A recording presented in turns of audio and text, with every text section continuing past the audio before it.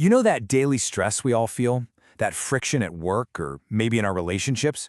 So much of it comes from this one core feeling: separation. The feeling that it's just us, all alone, against the world. But what if that whole feeling is based on a fundamental misunderstanding of how the universe actually works? Yeah, that feeling of constantly swimming upstream. Well, a lot of the time, that's because when we feel separate, we end up creating our own conflict. We start competing when we could be cooperating, we're afraid of losing what we have, and we operate from this place of scarcity. This is exactly what we're going to unpack today, using the powerful ideas of Thomas Troward to find a much more effective and, honestly, a more peaceful way of living. All right, so here's what we're going to cover in this explainer. First, we'll break down Troward's big idea of a unified universe. Then we'll look at the illusion of separation and see how it kind of sabotages us. After that, we'll get super practical with how to apply this in your own life. And finally, I'm going to give you a simple reset tool you can start using today. Okay, let's jump right into the main principle from Troward's Edinburgh lectures. And I want you to know, he didn't present this as just some nice philosophical idea. He saw it as a logical, almost mathematical necessity. So Troward's big idea is this: there is one single, infinite source of all life. And here's the kicker. Because it's infinite, you can't really divide it up. It has to be one single indivisible unit, which means the whole of it is present everywhere, all at the same time. This is such a great way to picture it. You know, we might look like separate islands on the surface, totally unique and distinct from each other, but deep down, underneath it all, we're all connected to the very same landmass. We're all just different expressions of the same one thing. And this leads to a really crucial point. You are not a tiny broken-off piece of the universe. The logic here is that since the source is infinite and can't be divided, the entirety of it has to be right where you are.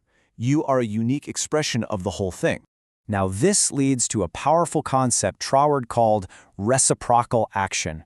The universal mind, you can think of it as this one creative source is responsive.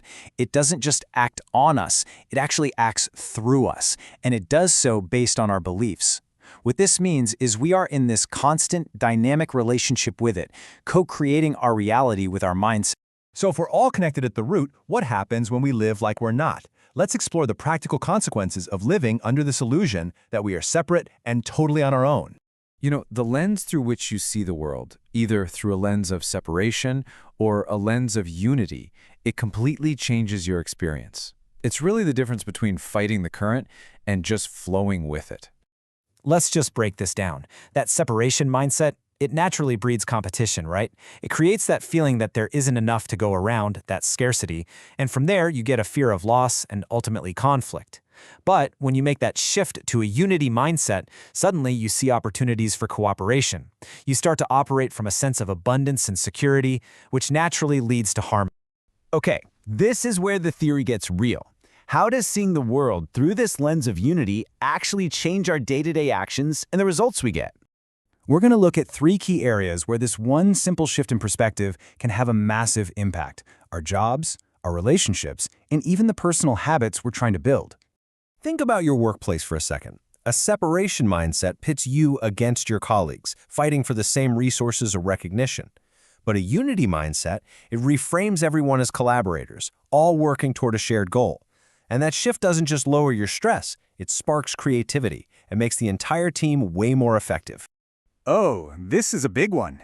When you truly recognize that every single person, no matter how different they might seem, comes from the exact same source as you, it changes everything. You can engage with a lot less judgment and way more understanding. It's an idea you see in other philosophies too, like the Stoics talking about the harmony of all. It just leads to more peaceful interactions. And what about our own habits? Instead of seeing them as just another chore for self-improvement, what if you saw them as a way to more fully express your unique part of this universal spirit? Suddenly, a habit isn't just for you. It becomes your contribution, aligning your personal actions with a much greater purpose. So this all sounds great in theory, but how do we actually make this shift in the moment when we're feeling stressed or defensive? Let's walk through a simple, actionable practice you can use anytime, anywhere. Think of this as a quick tool to reset your perspective. Whenever you feel that me versus them feeling creeping in, whether you're stuck in traffic, in a tense meeting, or in an argument, you can use this to quickly find your way back to a feeling of connection. It's just 3 super simple steps. First, just pause and take one conscious breath. That's it. Second, in your mind, just silently acknowledge that the other person, the situation, and you all come from the same single source. And third, choose your very next action from that place of connection, not from a place of conflict. So, to wrap this all up, that feeling of being separate, it's a huge source of our stress and conflict. Troward's core idea is that a single, unified spirit connects everything and everyone.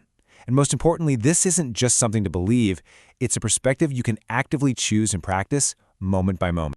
Look, we are really just scratching the surface of these powerful ideas. If this clicked for you, the journey continues. I highly recommend you explore the full Troward playlist. And of course, join us for the next explainer, where we'll dive into the fascinating relationship between the subjective and objective mind.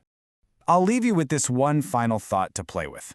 If you truly operated from the belief that you aren't fighting against the universe, but that the entire creative force of it is working with you and through you, what becomes possible then?